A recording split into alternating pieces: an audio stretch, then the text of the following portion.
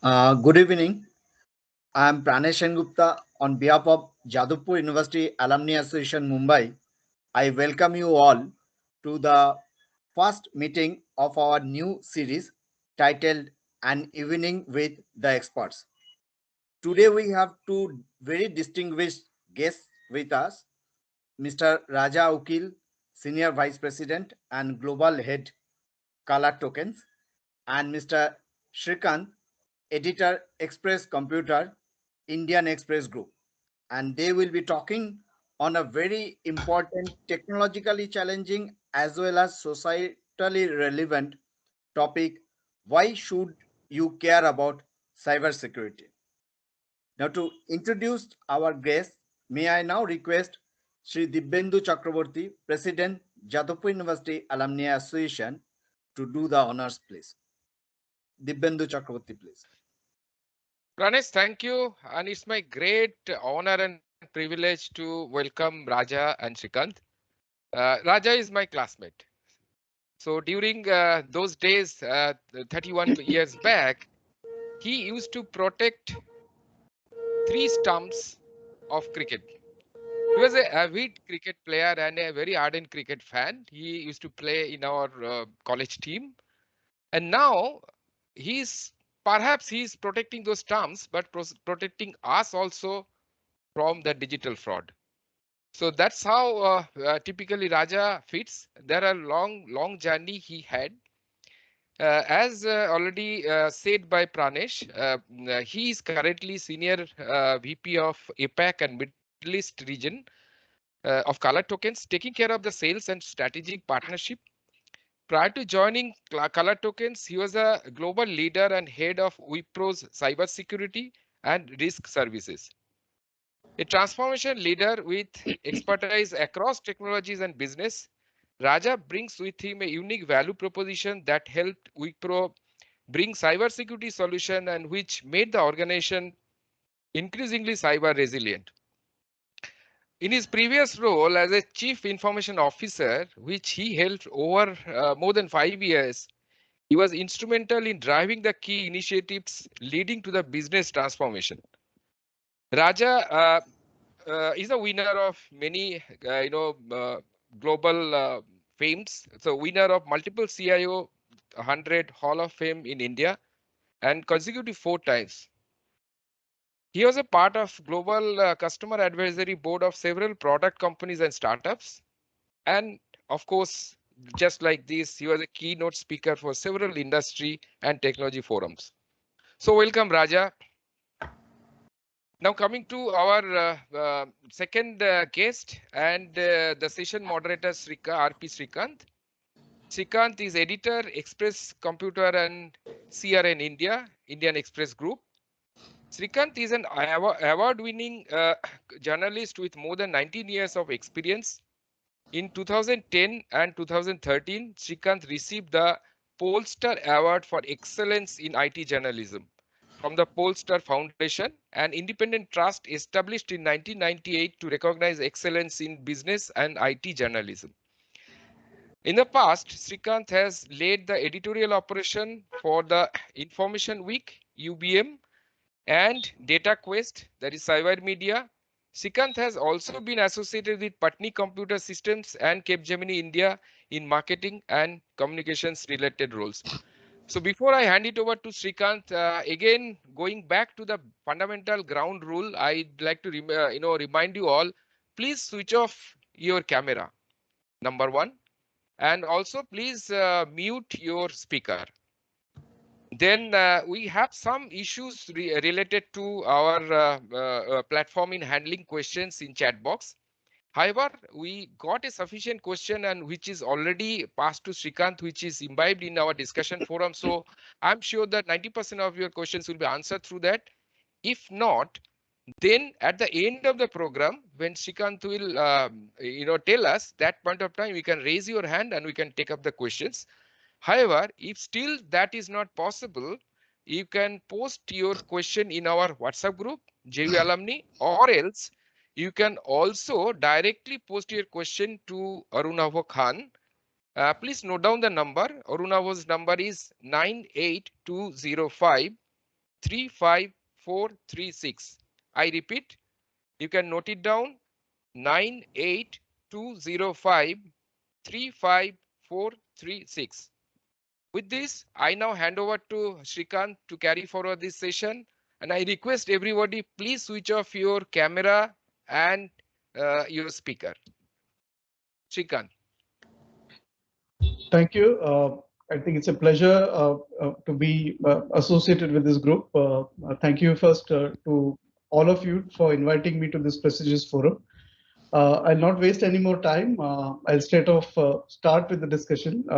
Hi Raja, again a formal virtual warm welcome to you. I'm not too sure how chilly it's in Bangalore, but in Mumbai it's slightly chilly, but a warm welcome to you. Thanks, Srikanth. And thanks everyone for the opportunity to be present here and speak. You know, obviously, I'm an alumni of the Jadavpur University, so I have very fond memories of my time which I spent in college.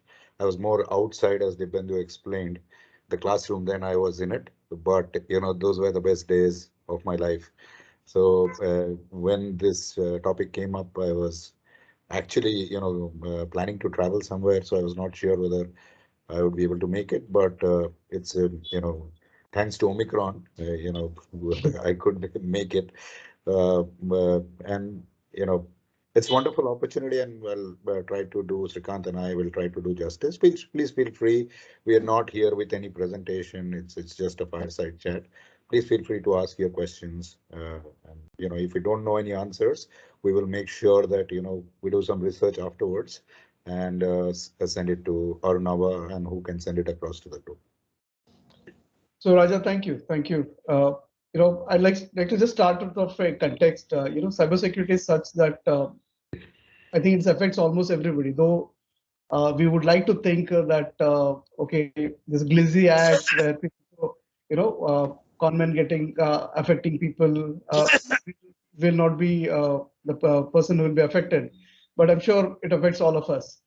So with this context in mind, my first question to you, Raja, is if you can just help us understand the threat landscape, and how does it impact really, especially from an Indian perspective, how does it impact Indian enterprises as well as entrepreneurs and governments, especially the government. Yeah. Yeah, sure. So, it is probably a long-winding answer, but I'll try and explain this. So, about 10, 15 years back, life generally was simpler, right? Means though we had internet, we didn't have so many activities on the internet, right? All we would do is, search for something, and they read about some places, etc.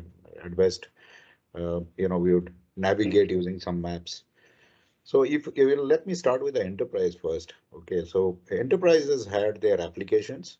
These were typically, hosted on what is called a data center, and these data centers used to be within the enterprises, right? So, and what enterprises did was they built a, moat and castle method, which means they built a boundary wall around the data center so that, nobody could come in from outside, and they put some gates which are called for, I don't know what reason, called firewalls.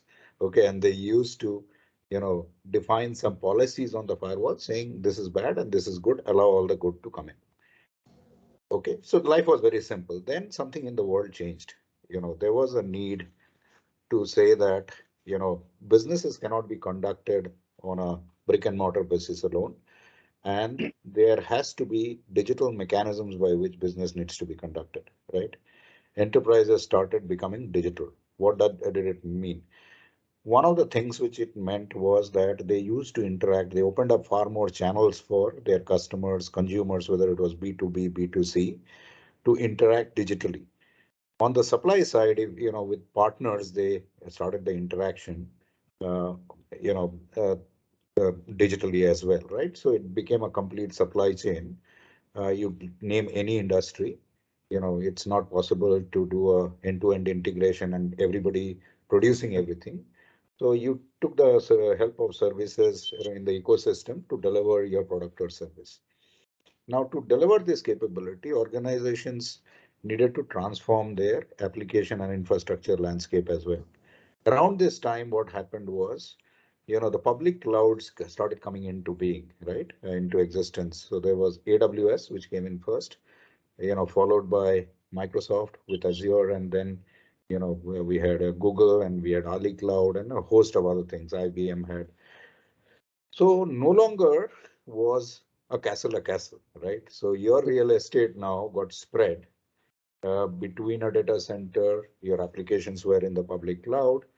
And then if you look at users, they were using several different devices to connect. Earlier, I remember we used to go to office, had a desktop, and when we came home, that's about it. That was the end of the day. Today, there is no end of the day, right? There were mobile devices, tablets, laptops, etc.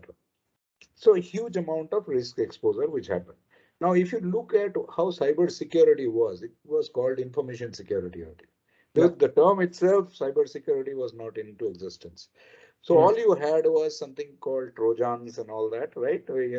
Some viruses which would exist in your system, which would slow down and not let you open some programs, and then you used an anti-malware and it would get all right, right? At best, you had to format the machine sometimes. Then, it became more complex, right? The attackers found out that organizations are sitting with wealth of information, right? Information about privacy, so PII data, information about sensitive data, right? When it comes to research, which can materially gain another organization, benefit another organization. So what, so that started happening. So attackers would come in, take out some of the data without an enterprise knowing it. You will be surprised that to detect attack, cyber attack, the average time frame taken till date is around 150 to 160 days. And to remediate is around 279 days. Okay. So which means the attackers were silently sitting in your system doing recce and nothing else, right? And so they would, and when they started taking out data, it will be in such small chunks that even if you have the smartest of monitorings, you would not be able to detect it, right? So then came ransomware, right? Where, there would be a red screen on all the computers and you are asked to pay a ransom in cryptocurrency. And unless you pay it, you can't do anything, right? You can't log into your servers, you can't log into your machines, etc. Nowadays, what is more prevalent, are, ransomwares where data exfiltration is also happening, saying that unless you pay, I'll publish all this data on the dark web, right? So that's the, now, how does it, impact organizations by and large, right? First and foremost, it impacts their brand reputation. Okay, none of us want to do business with an organization which has been severely breached. You remember the target attack? It became a joke, right? You have been targeted, right? So that's one. So therefore, there is a consequential revenue loss, okay, a financial burden on the company, because you have your cost structures intact, but your revenue has slipped. Second is you have to pay money to all these attackers, right? Or even if you don't want to pay, you're running a risk, but you have to put in a lot of technology. You have to put a lot of money behind consultants, big fours who will come in and do some specialized, forensics, etc. So huge amount of money has, got accounted for. And, there is an estimate by 2025 that the cyber security related incidents would cost the world around $10.3 trillion. Okay. Indian economy is a little over 3 trillion now, just for reference. Okay. So if the hackers had their own country, their GDP would have been 3 times that of India by 2025, right? Right? So that's the scary part of it. Now, and every year the number of hacks are increasing. Now, if you look at SolarWinds, right, it's a very popular, well-known. So SolarWinds is a perfect example of a supply chain attack. So what happens is, for those of you who don't know, SolarWinds produces a software called Orion. Orion exists as a cloud-based software as a service software. It also has on-premise software, and this is used by IT admins. Suppose you are in office and you have a laptop problem, an IT guy remotely takes control of your machine and mitigates it. So what this attack group did, they actually injected a malicious code into the SolarWinds Orion platform. And then that software actually pushed out an update to 30,000 plus organizations across the world, right? And as a result of that, all of them were vulnerable and all their data was extracted into the dark web, all these 30,000 plus organizations. So the actual damage which was caused by this is not known, right, till date. But that's the extent with which an attack can happen. Interestingly, there were several departments within the US government which was impacted by this. Homeland Security, when you go to US, the immigration, right, that's managed by Homeland Security. So what does the Homeland Security have? Just as a matter of information, they have your name, they have your passport number, they have your date of birth, they have your entire personal information, right? And imagine that had got hacked, right? Now, there are multiple breaches like this. I'll not go into all, but there's a company in Texas called Colonial Pipeline, which actually supplies fuel oil to the eastern part of the US mostly, right? It's a very large utilities provider. This guy has got a ransomware attack, right? And so the East Coast on their billing system, so that pipeline was operations were impacted for 6 straight days, right? And Colonial Pipeline, under the guidance of FBI, actually paid $4.4 million as ransomware to just get the decryption key to come limp back into life, right? Now, if you look at India, unfortunately, why you get to know everything externally, India, there is no mandate for reporting cyber incidents, right? So it's purely voluntary. And if you look at some of the ones which have come out, either have been reported by, cyber journalists or some other agencies. And it's always saying nothing has got impacted. So this underplayed to a large extent. Having said that, India has had its own share. What is that organization? I have some notes here, but so that the Internet Crime Report by the FBI, right? They have a report like this. They rank India as number 3 in terms of 20 amongst the top 20 countries by being affected by cyber crimes. They look at individuals as well as organizations, right? So phishing mails in India has increased by 4,000%, right? So there is an article which says that 66% of the Indian enterprises have been already breached once. Okay. And if you Google for the last 3 years, you will probably find 10, right? Means that's the, so Domino's India had a massive attack. So, about 1 million users, their credentials, everything was stolen, their information. There has been the Air India breach, all of us know. This was the SITA PSS, which was the passenger service system, right? So 4.5 million records, I think, of passengers were compromised.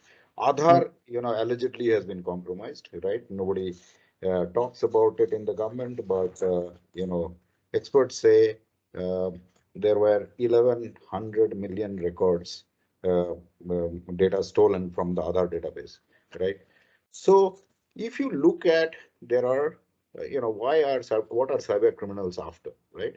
So broadly, there are 2 categories, right, of cyber criminals. One is what are called nation state actors, right? Today warfare is not military or air force or army and air force alone. Cyber has become a very legitimate warfare augmentation to the overall strategy, right? So if you look at it, if they can bring down the national critical infrastructure of a country, the country gets weakened, right? For example, that Colonial Pipeline, you will not believe it, trans-Atlantic flights had to have a fuel stop somewhere in the middle of the Atlantic because Colonial Pipeline was not supplying oil, right? There was hoarding happening and all that. So nation state actors, you look at the US elections, right? Trump's election, it has been alleged over and over again that the Russians were behind. So but China is one, Russia, Ukraine, etc. They have been talked about, and essentially you bring a country down, right? Its reputation down, and things like that. Then there are the larger category is for financial gains, right? And this is huge amount of money which they extract from organizations. Right. So it's scary, right? Absolutely scary, right? Means I don't know, Srikanth, was that an answer to your question? I'd Yeah. leave the individuals to later. Yeah. So I think I just intervene here. I think there were examples like the Punjab National Bank, where a lot of money was stolen. For example, I mean, there are countless examples where I think we have seen such cases, and since it's a connected world, every international breaches can happen here also. I mean, we are also equally at the in the crosshairs of the same cyber attackers, and as like you said, primarily from a financial gain point of view, banking systems, they all can be compromised. So with this context, from your own decades of experience, Raja, how do you see, what are some of the common tactics employed by hackers or conmen? And, just for our understanding of our viewers here, what is the anatomy of an attack? What are some of the tried and tested ways for hackers to gain entries to our systems? What are the common ways for people like us to get fooled? If you can just, So first and foremost, I think, the easiest way is to look at, a credential hack, which means that I have a username, password. If an attacker gets access to that, right? And many organizations do not have a second factor authentication like an OTP or a biometric authentication, etc. Unfortunate, but still the world there is not fully aware and conscious about this. So how do they gain access to this credential, right? Sometimes, another attack would have taken this data out. Why we spoke about some major attacks. Imagine that somebody's credential has been available on the dark web. You can get access, and if user has not changed his password and credentials, it becomes very simple. Second is that passwords can be cracked. Okay. If you go and Google it says password cracking tools, you will get a lot of freeware you can crack, right? In fact, I forgot, all my investments are on an Excel sheet. I forgot that password and I used a cracker and it cracked it. Okay. Then I went ahead and made it more complex because we can't remember passwords, so we keep it simple as individuals, right? The second scary part is social engineering. This is very rampant. Suppose you get a LinkedIn invite and somebody says, I'm interested, we are looking for a, position for an administrator. And could we meet? Okay, there is actual physical meetings happening, and people to become friendly. You hear about people in the Air Force, armed forces, who get DO'd all the time. So depending on your role and profession, you can be targeted. So getting credential access is the easiest one. Second is the lack of multi-factor authentication. It's not only users accessing. So when we connect from home for people who are working here, there is something called a VPN, right? Virtual private network. So there is a small app, you log in, you put your username and password. There are some VPNs which have, do not have a multi-factor authentication. It was never used, right? Or in the recent times, but that has been exploited. So credential, hack is the easiest one. The second is applications vulnerability, right? So if you look at Microsoft, they always come out every month with patching requirements. They say that, you have to patch this, right? It's not an upgrade. You just patch it because they have discovered some bugs, vulnerabilities, etc. Now think of an application. For an application to be accessible to its users, it should be internet facing. It should be out in the internet. Now, if that has a critical vulnerability, that can be exploited as well, right? So very simply. The third is disgruntled insiders, right? Your boss comes and denies you an increment or gives a bad appraisal rating, and you want to play foul. And if you have the knowledge, you can go ahead and do damage. Now, when these attackers get in, typically what they do is they establish what is called a command and control. Okay, so they sit on one server, right, and install their software, and they sit there and do nothing, right? They do recce of the So inside a network, it is possible to they actually see what all systems can they discover. It's very simple. They will run some, small scripts and commands, and Right. they can see what all accesses are there. Which, check email systems to see who is high profile, etc., etc. And once they have access to all this, they start taking out data through a return path, which is usually not the entry path, and that at a level where it does not raise an alarm. In the second thing which happens is you will also hear about something called a backdoor. What is a backdoor? That they do the initial attack and they know that the organization will some point discover it and mitigate it. But they keep something like a beacon inside the organization hidden so that they can initiate another attack with a different kind of a malware later on, right? So that's something which they also do. Unfortunately, the world also in cybersecurity works on known bad. What it means is that if something is unknown, most cybersecurity technologies fail that, right?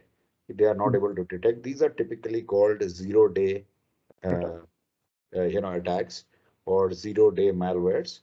And it takes time. The best of engines, depending on behavioral-based detection, it takes around 4 or 5 hours, sometimes 4 or 5 days to detect them, right? We saw recently Log4j vulnerability, which was detected across the world.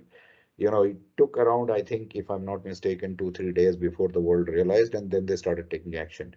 Now, in that 2 or 3 days is enough for somebody to gain an entry. It's actually 5 minutes it requires, right? So there are multiple ways of entering, right, into and then carrying out an attack. All you need is an access to a system, and then you roam around freely within the network. On the cloud, it's a little more tricky because in the cloud, if you look at the cloud service providers, it's a joint ownership. They never say that we are responsible for everything. Have you ever heard Google come and say we are responsible for everything? There is a joint responsibility between the user or the enterprise and the cloud provider. Right. Uh, you know, so today, if I look back, 10 years, it was all compliance driven, right? So cybersecurity, you conducted audits once a month, once a quarter, and then you found out some gaps and you mitigated. Today, the world has come to continuous monitoring. Okay, you can't do an audit once a quarter. It's not possible. Okay, it's not effective. So, anything else, Srikanth, you want me to do? Yeah. So, so what are some of the lessons, that we can learn, as common people or as entrepreneurs or as enterprises? I mean, I'm sure there will be many in the alumni here who would be owners of companies or SMBs or, who are, or even as individuals or high profile individuals, like you rightly said. So I'm asking this specifically also because I'm sure in all our families there are vulnerable people like parents, for example, or senior citizens who are not as digitally savvy as we are in terms of accessing phones. So by mistake they can just click on a link which has been sent to their smartphone and their credentials get compromised.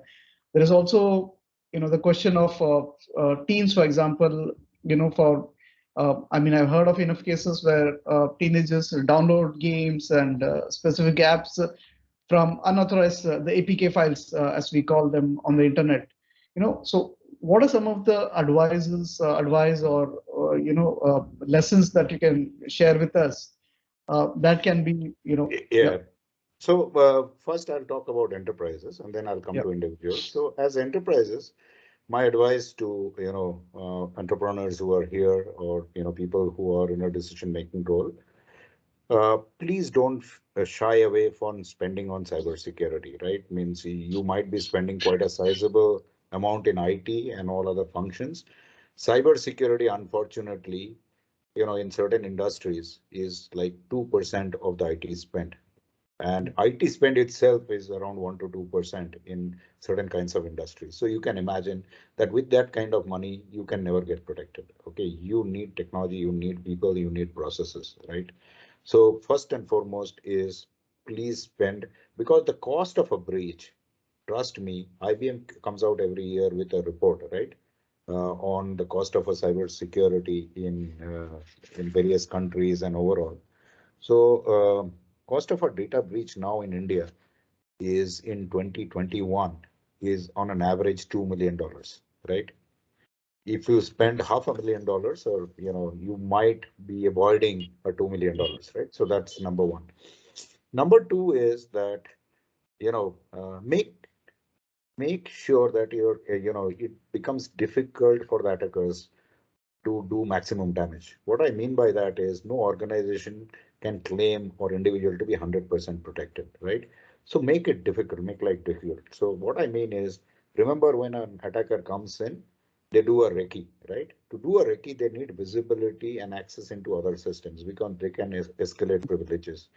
Now, if you segment your network and applications, right, very minutely, and you only allow certain kinds of access, trusted access to flow through, nobody can have visibility into your infrastructure or applications, right? So even if one system or 5 systems get compromised, your 95% of your infrastructure and applications will be secure, right? So that's one thing which is important. Second is that, though there are regulations in certain industries, like, if you are dealing with credit cards, you're storing credit card data, there is PCI compliance, which has a significant amount of guidance and mandate around cybersecurity, but not all industries are like that. So it is important to find out which are those sensitive systems of yours, right? Where there are, IP related information, personal related information, and make sure they are isolated and only essential access is granted to them. So organizations are doing, in more technical terms, they are doing 3-4 major things, right? One, they are redrawing their cybersecurity architecture. Actually, cybersecurity technology has long lagged IT technology because, when the digital revolution started, right? People jumped onto technologies like AI, cloud, etc., right? Analytics. Nobody bothered about cybersecurity, so it's trailing behind. First and foremost, what they are doing is they are making sure that their identity and access management is very robust, right? And it is governed and monitored on a real-time basis, saying who is accessing my network or my assets, right? Is it trusted as an individual? Do I have multi-factor authentication? Can the multi-factor authentication be bypassed? So that's one major initiative. Second is what I told about is, part of a framework called Zero Trust, which was coined by Forrester in 2010. It was not deployed. Today, it has become almost mainstream, where you don't trust and verify. You are actually, you are allowing only trusted traffic to go in, right? Other than that, anything is blacklisted. The third thing which they do is defense in depth, which means that there are layers and layers of security. Suppose one engine doesn't catch something, there might be another thing, a compensatory control which will control that, right? So as individuals, right, it's a little more tricky, okay, and especially with people who are not that computer literate, right?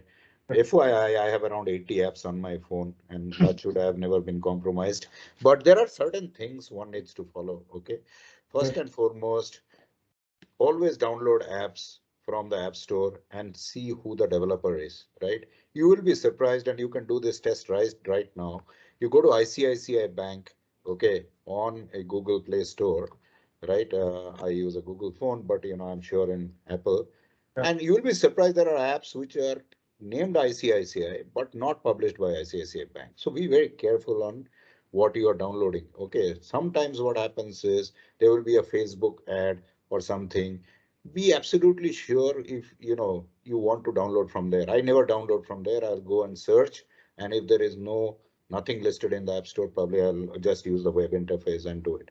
Second thing is, never click on any link, right, which is coming on your SMS. I get all the time saying your SBI account, you have not updated your PAN. Okay. And that's untrue because it's coming from a number which is a mobile number, right? SBI will never send it from a mobile number like that, right? And I know my PAN is updated. So when you get a link, go to the banking app and check whether it is correct or not. Don't panic, right? And whenever somebody is calling you, asking for, giving your bank account number, PIN, etc., don't do that. You know about the OLX frauds. right? Where, when you are supposed to get money, they send you a QR code. It's actually a collect transaction. It had happened to my neighbor. Okay. He lost some 1,500 rupees, fortunately, because he clicked on one transaction. And that time he used to work with Z. So it can happen to the most educated people if you are not in the right frame of mind, right? So, it is possible to get a device protection for your mobile. Norton provides antivirus. People who have a Geo connection, it comes free with that, right? So you can download. It will not protect you, but at least it will monitor, right? Never connect to a Wi-Fi network which doesn't ask you for credentials. So a lot of small things which you can do. Use very strong passwords. You can let the operating system decide on your own password. Today, Google and Apple does it. And if you are on an operating system of Android, which is less than Oxygen, you need to be worried, right? Google has strengthened its security majorly. It was an open operating system, Android was, right? Apple phones were always more secure, so that right? So, there is no one magic bullet. Be careful. There are a lot of parental controls and things like that.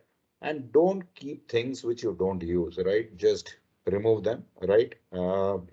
I'm sure all of us have 5 news this thing apps on our phone. Sorry, Srikanth, it's nothing to do with your profession, but Yeah, 100%. so and be a little careful, about LinkedIn, right? When you have your LinkedIn profile, why put up your email address and phone number?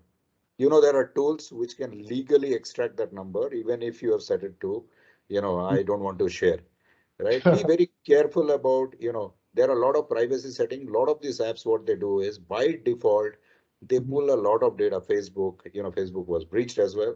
So you can go into privacy settings, okay, and, and allow whatever you think is important for your profile.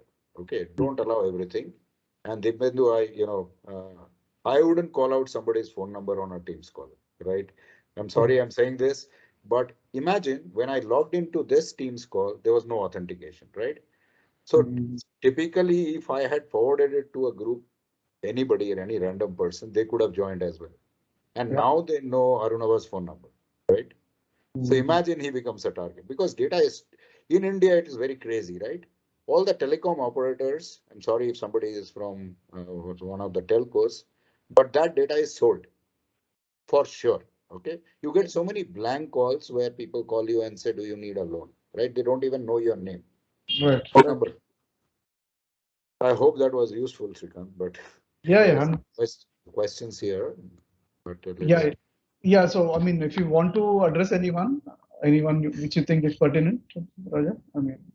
No, I don't know because I can't see the, Okay, there is Mr. a question. SK Ghosh, SK Ghosh is asking. I'm not able to see this question. If you can. So, Mr. Ghosh, please go ahead and ask your question.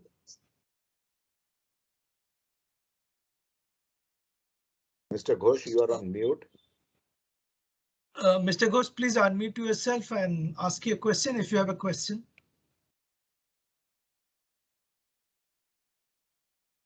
I think he is on mute.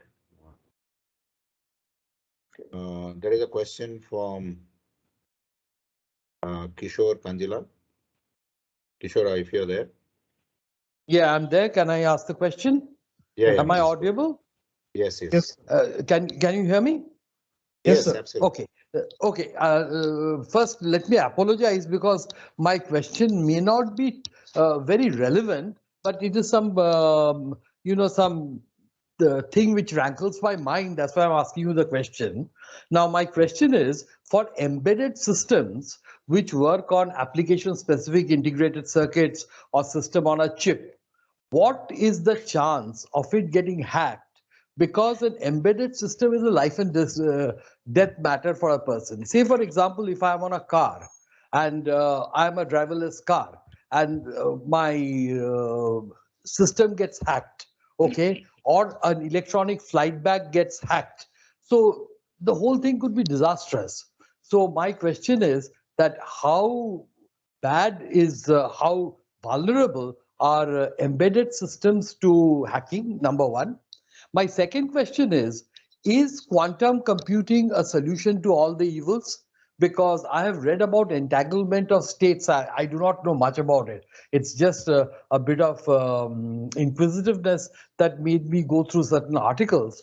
But what I understood is that if you, because of the entanglement of states, if you can decluster it and take something far away, then the state of that second object will change as per the change of the first object without any kind of transmission. So is quantum computing a solution to cybersecurity? These are my two questions. If they're relevant, please answer. Yeah. So embedded systems, IoTs, etc., are vulnerable for sure. Okay. I wouldn't say those devices per se are vulnerable because it's harder for somebody to hack onto them, right? And people have easier things to hack and make money than getting after such difficult systems. However, having said that, you can remotely take control of the systems and get into a network of the enterprise, right? So that is the danger. In most organizations, the OT and IoT, right, a part of the environment is not segregated from the enterprise IT environment, right? Think of a hospital. We have all these smart metering devices. We have robots which are performing surgery, right? Now, what happens is, suppose something has got breached on the enterprise side, and somebody can take a control of a robot to do the action, because robot is controlled by a software at the end of the day.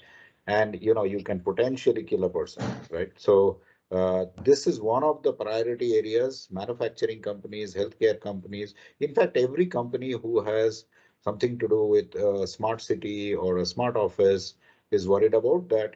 How do I isolate my OT IoT systems from the rest of the network and make sure I have visibility to what is happening within that network?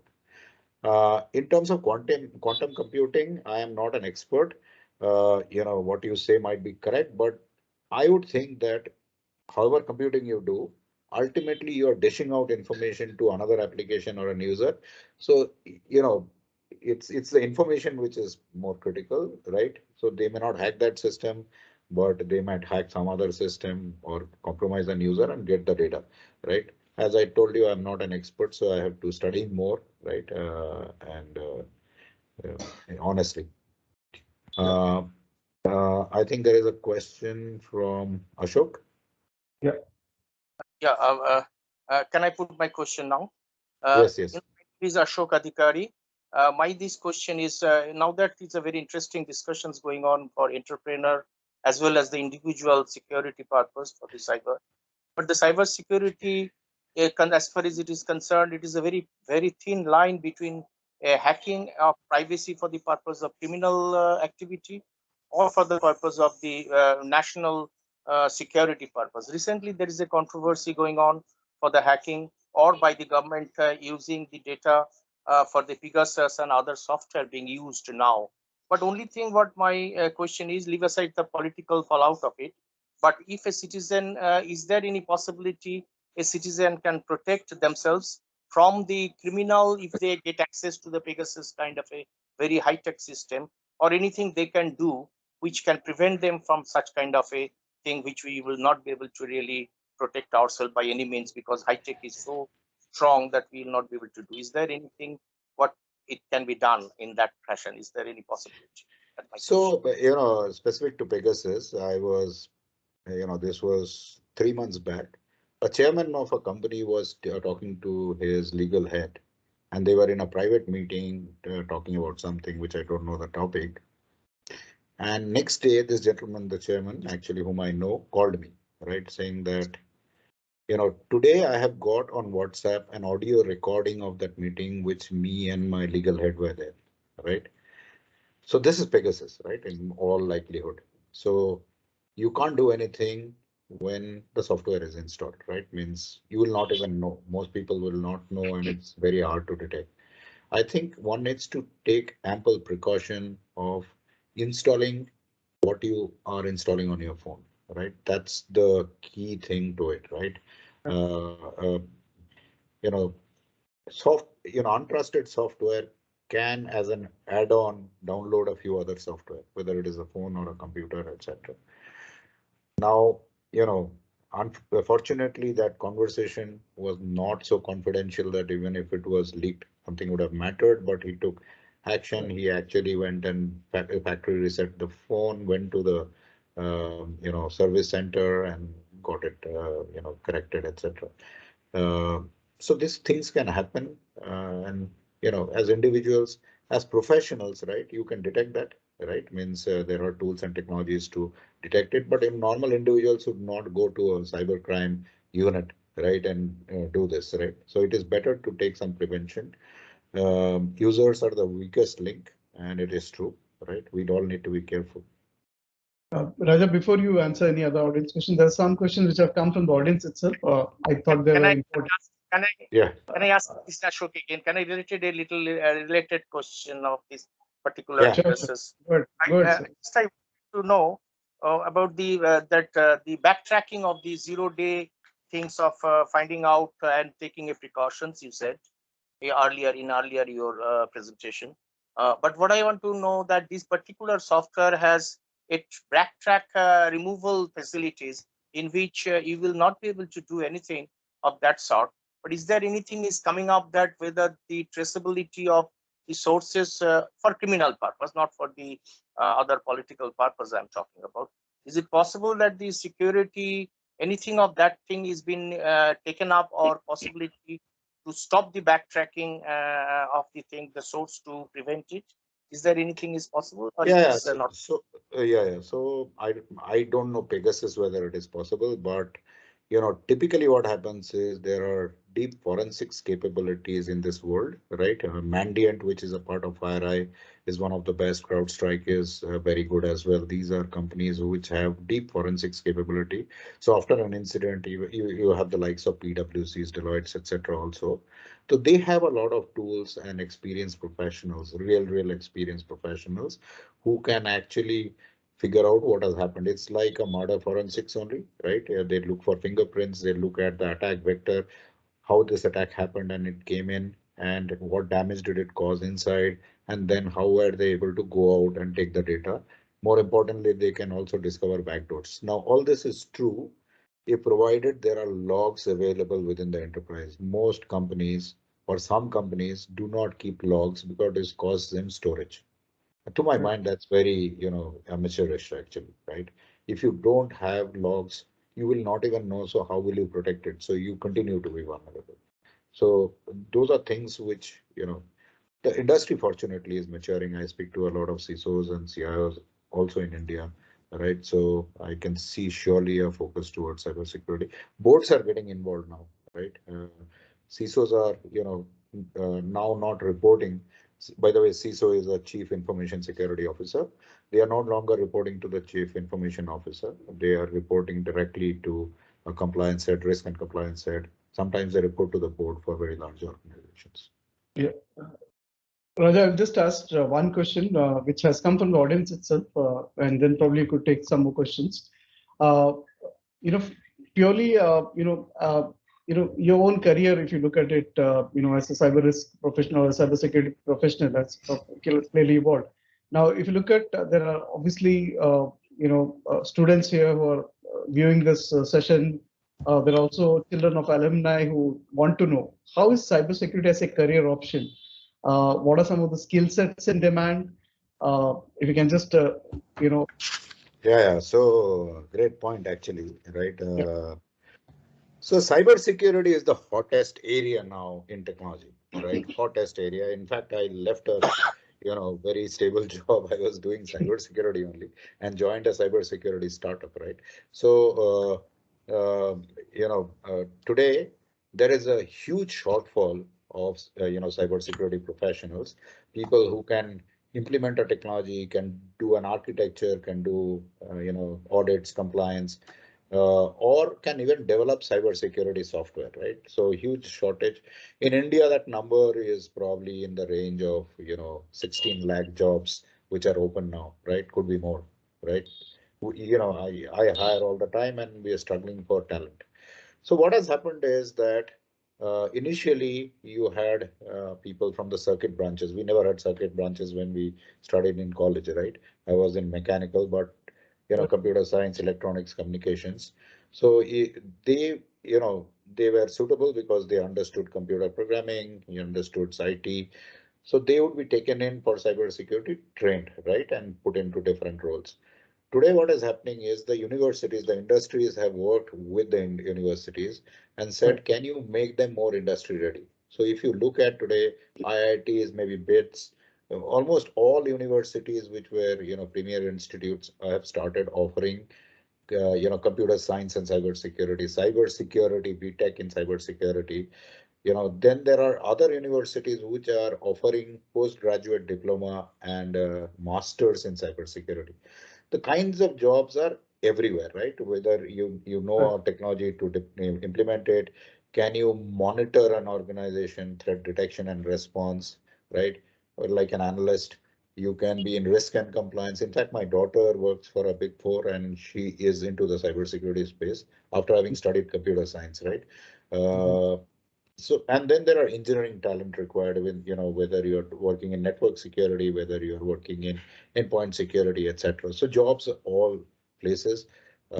They are more highly paid, right? Regular IT professional, right? So I can tell you, we hire, right, almost like 50% at a premium than a regular IT job, right? So that's the kind of course, we need more engineers, etc. But it's a shortage today, and this shortage is not going to go away. Fantastic. So anybody who wants to take up a career in cybersecurity, I think it's a great prospect, right? And it is no longer that, it's not relevant. It is, restricted to a small community. The world has changed. Right. Okay, Raja, one more follow-up question is, what happens when, as individuals, we suffer a cyber attack? Say my money is gone, I've been breached, I've lost my money. What are some of the steps that, as an individual or even as an SMB or an enterprise needs to take? What would you advise? So first and foremost, I think you report it to the authorities, the cybercrime police. Every police station probably has this thing, because it's not that they would recover your money, but the banks, etc. Okay, will not take any action in case that money has to be refunded by the bank. They will not do until you have filed an FIR with the cybercrime unit. So first and foremost, do that, right? Don't panic. And every state, every city has slightly different process on how you should do it. This is publicly available information. Please do it. Second thing is, change all your passwords and put very complex passwords, because you don't know what has been, where you have used the same credentials, right? Most apps today offer, multi-factor authentication. It could be a biometric, either a facial biometric or a fingerprint. Please enable that on all your apps. Upgrade your phone software or your computer software to the latest version, right? For sure, try to limit the damage, further damage which might have caused, right? So take care of all this fundamentally, right? And then, that's a long battle whether you will get your money back, right? If it is serious money, I don't think people get money back, right? But, and I don't know whether they are absolved of any liability of payments which they have to do because they had a cyber hack, and it's very unclear in India, right? Data is not available. So, but do these things. First step is to go to the police station and report it, right? For sure. And there, normally I live in Bangalore. Several people I know have gone, and they are extremely helpful, right? So they do make an attempt to find out about this. Fantastic. And they have also done, though not cybersecurity, blackmail, right? Which is, cybercrime, your photo has been stolen or something has been stolen, and then it's morphed and, or some photos which you don't want to be made public, right? Which is personal to you, they have been taken and, morphed, and somebody is trying to blackmail you into this. I know that Bangalore police has made some significant arrests around all this. Fantastic. So May I ask one question? Yeah, please do, sir. Please do. I'm Commander Jana. Raja, I want to know, I'm not a computer savvy or a mobile savvy person. And many a times I get phone calls or messages which are fraudulent. How do I report these things to the cyber police? As you said, you already answered that one, that you go and report an FIR. Where do I go for FIR? Do I have to go to any police station and just write an FIR, or any specific place where I have to go? So it depends. Most police stations today have a cybercrime unit, or maybe in a region there, out of 4 or 5, there will be one. But if you just get an SMS and you have not clicked on it, right, I don't think they will act on it, right? Because they are overloaded with a lot of people losing money, etc. Best is to ignore, block those messages, senders, etc. But even if you block, they have a mechanism to keep on sending you from different numbers. Okay, Yes. best is to ignore them. Phone calls can be various kinds, right? Somebody will, there are telemarketers who are being very aggressive, right? You need a loan, I'll give you 6%, etc.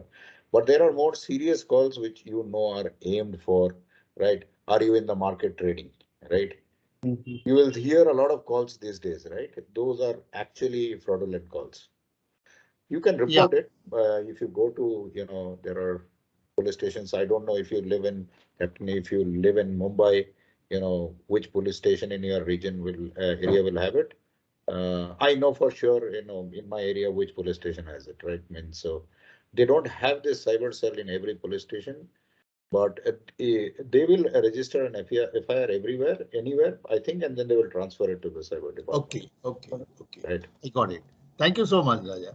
Yeah. Srikanth, may I take a minute? Sure. Yes, Sanjay. Yeah. So thanks, Raja, for a very enlightening, conversation, and especially from a user or a consumer perspective. I'll just, being a learner and a practitioner in this field, I'm sharing a couple of observations, on the points that you mentioned. You talked about colonial pipeline and the other example, solar winds, which is of course closer to the IT community. I also want to draw upon a couple of examples which may be of relevance. There was an incident in Boston, in a marathon where there was a huge security breach, and Apple refused to share the records from the phones that were suspected to have sent messages. So the U.S. government actually took recourse to with the Israeli experts to actually jailbreak those iOS devices, which Apple was refusing in terms of privacy. And such battles, of course, still continue. And secondly, if another incident, which is obviously closer home, 2020 in Mumbai, we had a power outage, and that resulted very positively from an Indian context perspective. Earlier, the central government was sort of ticking the lines to make sure compliance is followed, but now the government has been seized of the matter. And I know, because I have taken part in meetings where the power minister himself has actually come in, exhorted both the public and the private sector to improve the security programs within the organization. And as we know that there are 7 critical sectors, I'm sure a large part of the population here will be affected by those 7 sectors, which is banks, financial services, then power, transportation, energy, and of course, lastly, and government and public sector. Because of the pandemic, health sector has also been added as a 7th critical sector, which is now monitored by a nodal agency across the organizational spectrum in India. So that's a positive step that has happened. And lastly, for all of us here, I thought one point which all of us must be sensitive is with respect to the data protection bill, which is still to become an act. And there, we as individuals here are what is known as a data principal or subjects. We must be very careful in trying to understand that each type of information that we talk about. So for instance, one is the well-known personal identifiable information, which is like my name, date of birth, address. Then there are 2 parts where there is a lot of debates going on, which like sensitive personal data, which could be your own mind, financial, health, sexual, biometric data, and the rest is critical personal data, where the ability for providers like the cloud providers to take that data outside the Indian context, Indian geography, is still in question. So I don't know how that will pan out when it becomes an act. So it is very important for each of us to make sure that individual information is protected across these three categories. So I just thought, this was something that I had sort of read and tried to understand, and therefore share it in a larger forum. Thank you. Thank you, Sanjay. Actually, I had all my notes around the national critical infrastructure and the cert.in. Okay. I think, you are absolutely right. I think the government needs to act faster, right? Means, they have created cert.in, which is a beautiful organization, but they don't lack any teeth, right? So they are just an advisory body. They don't have any enforcement control on other government agencies or enterprises. So, it's a debate, how much of it should be under the central government control. But you are absolutely right about all this. Sure. I think, Raja, we have one more question. Ramani Iyer. Yeah. Ramani, if you are there. Thank you. Yeah. Sir, the cyber security concerns are really scary, but then there is a lot of hype that the blockchain technology, which is being becoming very popular with many of the enterprises, is going to be the solution against hacking, and then it has got better privacy and better being a distributed ledger has got more confidence to the entrepreneurs from hacking and so on. Is that only a hype, or really blockchain technology can be a solution to all the problems that you were mentioning in your lecture? Thank you. No, so it is partially true. It's not fully true, right? Means if you look at a blockchain technology, it depends on relationships and trusted relationships. So, it's a supply chain solution really. So things like payments, etc. It will make things more traceable. It will make a more, authentication will be much more robust, right? Unlike today, right? So that ways it will be better. So for example, money laundering cross border can never be traced, right? Means, all this money otherwise, when, you pay ransom, right, in Bitcoins, why are Bitcoins not being, can you trace Bitcoin transactions? No, right? If you remember the Bank of Bangladesh heist, right? It's a very, I think there is a documentary on Netflix or something also on that, right? It ended up in casinos. The money ended up in casinos in, I think, of Hong Kong, Macau, or somewhere like that, right? So it's scary actually. There were Thailand, the money landed up, and then nobody could trace it, right? It required a lot of investigative journalism to find out where the money is, and so they recovered partially, but they could not recover fully. There was still a lot of money lost. Right. So Raja, just to add to what you just said about blockchain, I think from a non-tampering point of view, land records, for example, I think the government of Andhra, Tamil Nadu have been doing. There are certificates which have been using, issued using blockchain. Yeah, if you want to share something on that, Raja. Yeah, so the blockchain has multiple use cases, right? And the world is still prototyping, I would say, that distributed ledger systems, right? So it's a lot of and especially applicable when you have, say, at an corporate level, right? If you acquire multiple companies, it becomes very simple for you to, roll up your financials, balance sheet, income statements, etc. When you are dealing with partners, right, across, payments, supply chain information, it's traceable, it's authenticated, right?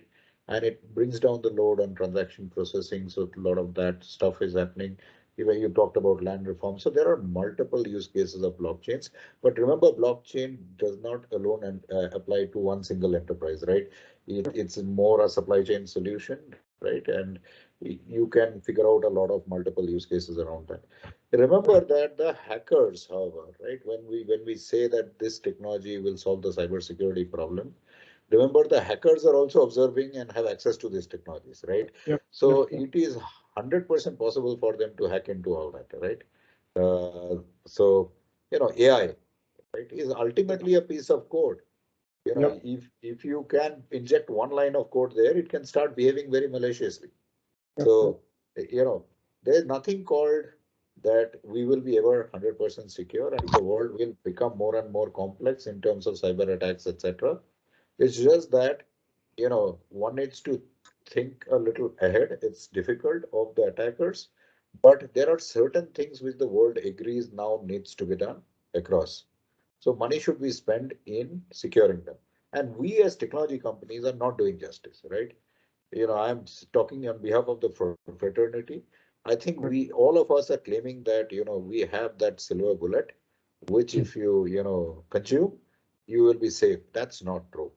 Okay. And I can tell you with confidence. By the way, in my previous company, I have lived through a breach. I can't talk much about it, but it's in public domain. I can tell you, but I've lived through a breach and I've seen what impact it causes and the mitigation, right? I have first-hand experience. Not many CIOs are blessed to have that, right?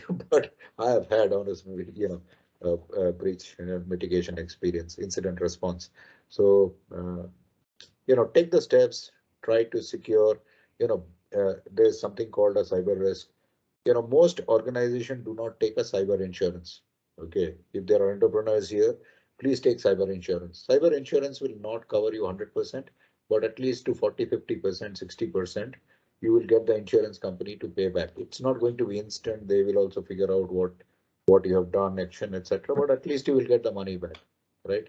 So there are multiple steps which can be done, small steps which can make you more secure. Yeah. I think fantastic, Raja. I think a lot of good steps. I think if there are no more questions, I think we can go on and on because cybersecurity is a vast ocean. But there's surely nuggets. I'll just wait for it and take a pause if there are any questions. Are there any raised hands?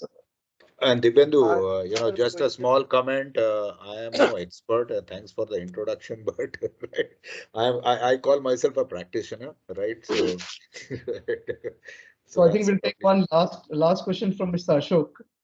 Yeah. I think he's I have a question. Question. Yeah, please. Yeah. So if somebody's Facebook has been hacked by somebody abroad, and he is posting odd photograph in the Facebook, so and the person has reported in the police station, police is not doing. So what can be done? So first and foremost, there are multiple things you can do. One is that, please change the password, put a second factor authentication. Okay. Facebook does have a second factor authentication. Best would be to, delete that profile, right? Facebook allows you to delete that profile and recreate a new profile with the proper controls in place. So you can do multiple things. It impacts you. You can, if you still have access to the account or whoever has been impacted. No, we are not able to delete also that profile. Okay, then you have to write to Facebook. Okay, so Facebook will, yes, Facebook will definitely do it. I know of somebody's WhatsApp account got hacked and he or she was not able to do anything. They wrote to WhatsApp and they have a standard process. If you go to facebook.com, somewhere they will write what is their process. They have an email address and they have a certain SLA by which they will respond. So normally they will deactivate the account if you want to. Because if it goes from your registered email with that account, typically they might do a little verification check, but they will do it. Please write to them instantly. Because the cybercrime police will not have access to that account always. It's not like Crime Patrol, the series, right? That the few people just go and hack him. But yeah, but Facebook should be able to help. There was one more question from Mr. Ashok. Yeah, you just mentioned that the cyber insurance is possible to take by the entrepreneur level. Is an individual for his bank account safety, can some amount and all that can be insured? Is it possible that way? I think the banks by default offer some kind of protection. Okay, I am not too sure. If they allow you to protect all your money against that, but it's worth checking with your bank. I honestly don't know, Ashok, so don't want to speculate. Yeah. But credit cards do offer, once you report an incident, right? then post that, post your reporting any other transaction which happens, I think that they reverse by default. They will block the card and all that. Is there any rule that the credit card and other fraud actually is the responsible of the institute than the individual? They will have to do that. Is there any law on this in this respect or not? I don't think there is a law. You mean what? The money has to be refunded back? My credit card is hacked and maybe 1 lakh I lost. And if I report to that and the court and Supreme, I mean other law wise, the company who are the service provider has to take action and my things are protected. Is that the way that banks is doing extreme publicity for keeping aware of the public that they should be not able to part with their CVV or the name or the other details? No, that they are doing because the RBI has mandated, and they are also worried about it. But I don't think there is a law. Only when you have reported it, you can call them and report it. But after that, anything which happens is their responsibility. Before that, so if you have lost 1 lakh, before that, I don't think the bank will take responsibility, right? Now, if you are a wealth customer and you have relationship, right, they might still,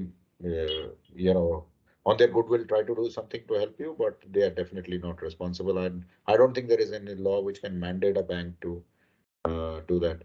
You know about the debit card skimming which was happening, right? In ATM machines, you put the debit card and you key in the pin, and there were this, devices which would capture your debit card pin, and the debit card would be skimmed, and there was a duplicate card created. All those kind of frauds used to happen, right? So which is why if you go to ATMs now, there is a cover on top of when you of the keypad, right? In most cases, so that you don't have to put your hand on top of it. One friendly word of advice to everybody, it might be worthwhile to, put a sticker on your computer whenever, on your camera on your computer or your phones when you're not using it, right? Especially computers, because, phones it's impossible, but on computers, use that, if you are not using it. And then when you are using it, remove it and do it. It's a safe practice actually, because it can record now that, it can record whatever is happening in your home. Yeah. Very useful advice, Raja. I think, like I said, there's an ocean. Cybersecurity is an ocean, and we can keep on asking questions, and it's a never-ending. But I'm sure there's a lot of knowledge, a lot of notes which can be taken from what you just said, Raja. It's a pleasure speaking to you. I'm sure this was very insightful. If anybody wants to ask some more questions, probably they can post on your WhatsApp group, and probably Raja, you can answer them. So I am not part of the WhatsApp group, but Arunava, Yeah. please make sure you send me those questions. Okay. First of all, I mean, really, it's very nice session, very lively. I enjoyed, and somehow I was thinking they should continue for another 1 hour. So that's a kind of a momentum and liveliness we are getting. And just to share my experience, in one of the instances 2 years back, I got a SMS from Citibank that my card has some something, OTP is this. So I was in a meeting, I did not realize. And then again, after 15 minutes, I got another SMS that your 234 euro has been spent. So it is a euro transaction. So that time it struck me, and I called up. And by this process, what I understood is that the OTP came and OTP also got executed. So that is a very interesting part. Of course, I took it up with the phone company and stopped everything. So basically, since I reported within a span of, let's say, half an hour or 1 hour, so I got that money back. Now, that is a process I learned, that within a time period, actually, if this is also executed, but if I report it, the money does not go to the beneficiary immediately. So that is a kind of a cool period or whatever may be. So I got that money back. So this is one experience I got. But anyway, I mean, lot many discussion and experience sharing can happen. So I really thanks Raja and Srikanth. And also I would like to thank two gentlemen who really made this program feasible. One, Dr. Pranesh Sengupta, he is our subcommittee convener for all these seminars. And of course, Arunabo is our digital secretary taking care of those kind of a program. So, and thanks to the audience, I have many requests from various branches that to record it, because some people, because of the other program, they could not join. But for sure, they would like to see it and watch it in YouTube channel. Thank you again. Thank you, participants.